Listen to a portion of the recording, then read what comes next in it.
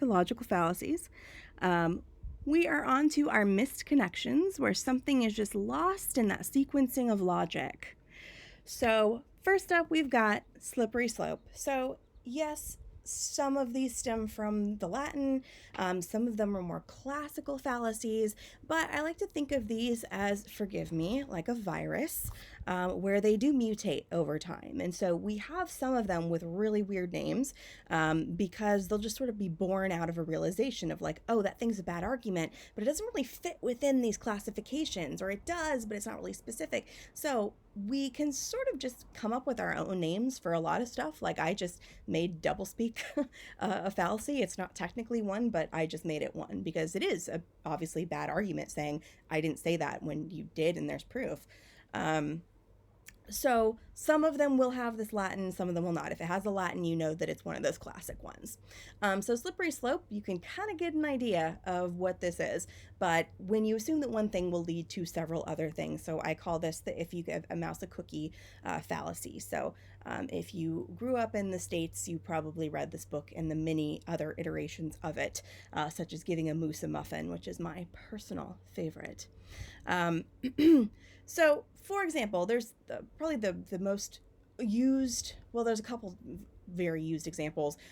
One is when marijuana was legalized, people thought, oh, marijuana is a gateway drug. It's going to lead to harder drugs, and it's going to lead to cocaine. It's going to lead to heroin, and then you're going to die.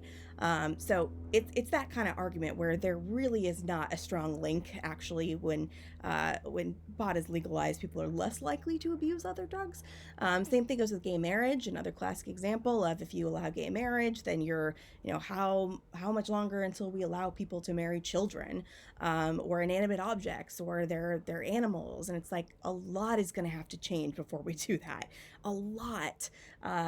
If you're talking about kids, like that's pedophilia. They have to be a consenting adult, and I cannot see things getting to any state in the country where we will allow people to, where we will lower the age of consent, to the point of children. It's just not going to happen. And so a lot of it is just being dramatic about something and trying to scare people using scare tactics. So one that's been happening a lot more recently has to do with transgender kids. So there's a lot more visibility of transgender kids because there's more space for them to do it. Parents are allowing their children to live as the gender that they identify with, and so other kids see that, and it I'm not going to say causes a chain reaction, because that's kind of what this fallacy is, but there's just more space. In the same way that people in the 70s and 80s were saying, oh, there's more homosexuals. And it's like, well, yeah, you're not making it illegal anymore to be homosexual. So of course you're going to see more. But if you think that there was not homosexuality in 1900s, you have another thing coming. So there's also been quite a few books that are aimed towards kids about acceptance of transgender kids, either themselves or their brothers and sisters or that person in school. And of course, people have been mad about that because they think that if kids read this book, then they're going to want to be transgender, and then it's going to cause all of this transgender ideology to pour into them, which that's a fallacy, and we're getting rid of the facts of what factors play into a child identifying themselves as transgender, as a different gender. So slippery slope, a lack of evidence.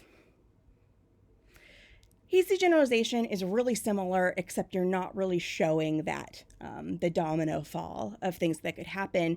So it usually has to do with having a single incident that's used to make a conclusion. So it's similar to anecdotal. So this happened last year. This isn't a video, it's just a photo because I didn't want to watch it again. National Geographic posted this part of a documentary where there's this emaciated polar bear that ends up just sort of trying to walk on this tundra that's not very frozen anymore, and eventually collapses. And so what people assumed is like, look at how horrible, this is what we've come to with our climate change and the ice caps melting, and here's evidence. Of course, and I am a huge climate change supporter, but I support the science that helps us understand climate change more, and companies that are doing what they can to, if not reverse, stay the course. But they were missing some facts here. It came out later that this was a totally isolated incident. This one was this polar bear was in a space where there wasn't even supposed to be snow at that point. And he was really, really old. It had nothing to do with the region and starvation. It had to do with a disease. So, everybody assumed, and it makes sense why we did. That's how we normally, like, that's how we would interpret this in our day and age, because we are very attuned to looking at pictures of melting ice caps and of global warming, things like that. So here's one with a fun name. There's a whole set that have to do with research. That if you end up taking an upper division research course, you'll look at a lot more of those fallacies. But the Texas sharpshooter is anytime that you're cherry picking data or a data cluster to fit your argument. Or if you found a pattern, you're like, oh, I assume that this pattern means this. So again, it's just lacking evidence. So this is kind of a confusing one, but this was from a couple years ago from President Trump when he was talking about Obamacare, and he just sort of listed some numbers. Obamacare is a disaster. You know what? Obamacare is imploding. Do you see what's going on with Obamacare? 28% increases, 37% in Texas, almost 60% increase. And it's like, I don't even know what those numbers are. And also, like, there's just a huge lack of evidence, and those seem very cherry picked from whatever kind of study or whatever kind of more realistically Fox News, Fox and Friends episode that he was watching. But people, we know logos, we know people like graphs, we know people like numbers. They'll see that, and for them that percentage means science. And so a lot of people don't even like push it to figure out what those numbers mean. We are distractible and we don't really have the time. One I saw this morning, so I believe it was last night or the night before, I think it was last night, on the coronavirus briefings, which if you have the stomach for it, I recommend watching the president's coronavirus briefings, at least for part of it, because they are a fantastic display of rhetorical fallacies, because we're giving the president, who loves cameras and loves sloganing and loves his rallies, just like 2 hours of time. And so there's a whole lot of, it's a huge circus. So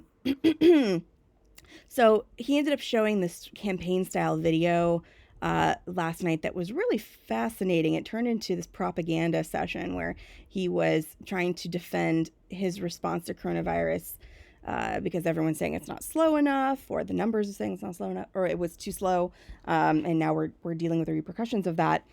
So in this video, he cherry-picked a lot of data. He cherry-picked a lot of people's quotes from articles. So there was one from, oh, this is the wrong one.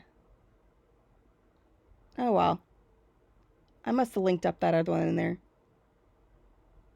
This is the most realistic luxury you could get, is me not linking something properly. Anyways, there was a journalist who he misquoted and only included half of her quote when the other one was actually disparaging. The rest of it was disparaging him.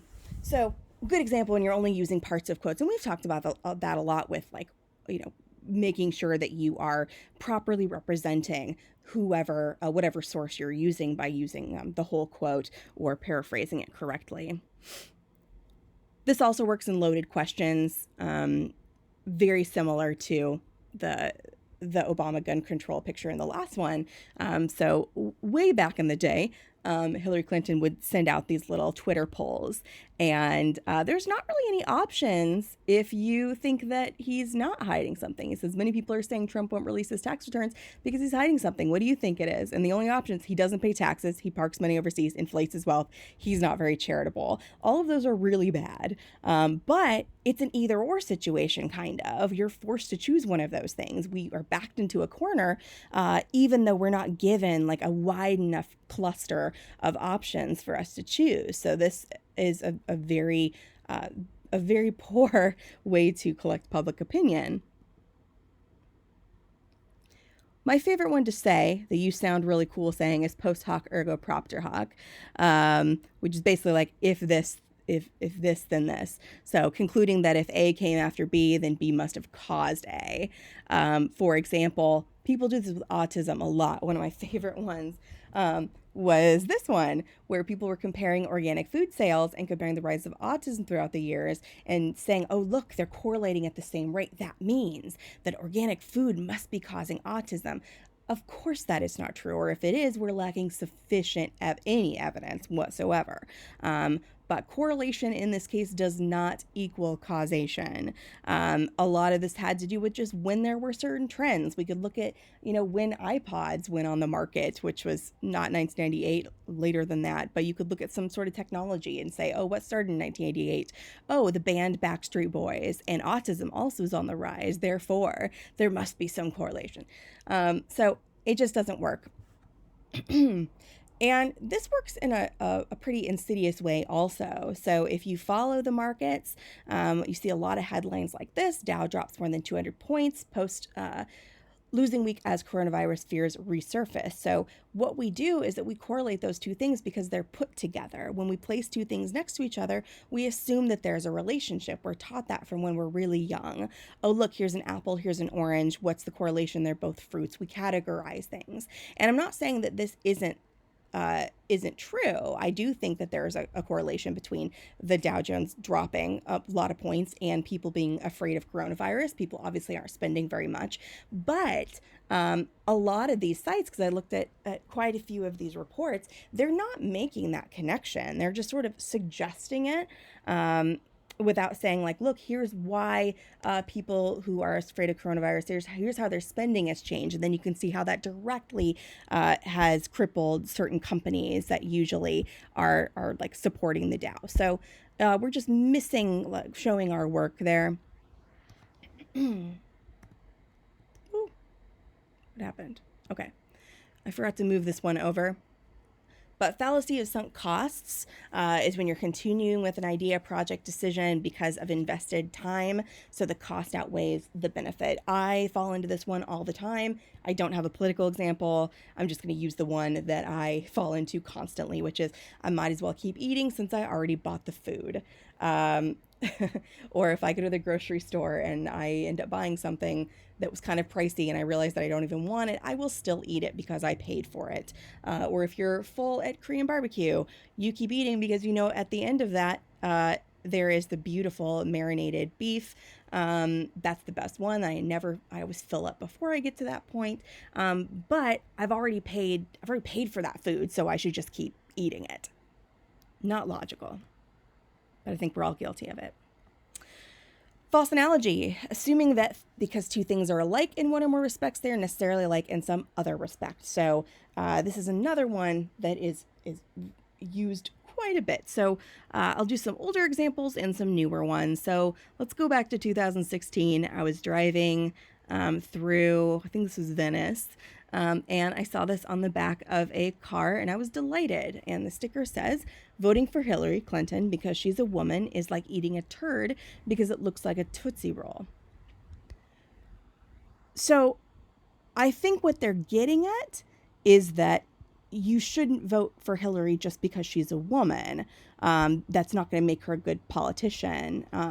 Like, that's not the reason you should be trying to elect somebody just because of their gender. That makes sense. But they compared it to being deceived by the candy Tootsie Roll, thinking that it's chocolate when really there's a turd underneath. So if we really break this down, that would mean that when Hillary was voted into office, she suddenly was not a woman, but she was something else underneath. So I get the point that they're getting at, but the logic it just doesn't fit. That comparison doesn't work.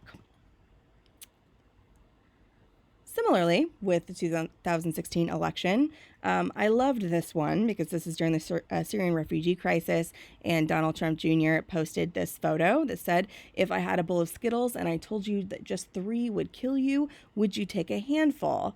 And that's our Syrian refugee problem, insinuating, I guess, that, there's assuming that there are terrorists, I guess, or criminals with every group of Syrian refugees, which isn't true. That's sort of an appeal to ignorance, which we'll get in later. And it's also correlating people with Skittles. and it just doesn't really match up. What I do love about this is that he reposted this photo without giving credit to it. He thought it was just like sort of clip art, but the rights were held by a Syrian refugee who's now a graphic artist. So I think that's just a beautiful, beautiful little resolution for that. Today, what's happening in the news is that Trump wants to open the economy back up, open the country, quote unquote. The states are like, no, people are still dying. We're not going to stop our social distancing rules. Either it's working for us or like we need to continue doing it. And so Trump is calling it a mutiny. He's making all of these comments about mutiny on the bounty, which is this one movie about mutiny. It's not a mutiny, what's happening. It's a very interesting thing to correlate it with, especially as you can see Dr. Gu underneath calls him out and says like, oh, well, if you're correlating what's going on with this movie, here's what actually happens in the movie. And this captain actually shackled his own crew and tortured so many of them that they mutinied against him. So what an interesting thing to compare yourself to. And lastly, I think what we're noticing a lot is the coronavirus versus the flu. And thankfully, people are not using this comparison as much. But it's really, really dangerous because people we know that a lot of people die of the flu, but we normally think of older people.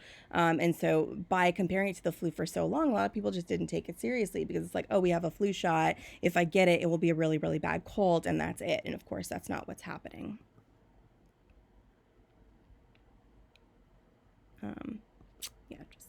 He uses moral equivalency is when you're comparing something that's small with something that's big, something that's really, a minor thing with a major thing. PETA does this a lot, comparing the loss of animal life to human life. As much as I love animals, if there was a house fire, I would obviously try to get my cat out, but I would make sure that the people in the house were out first. We do value human lives more than animals.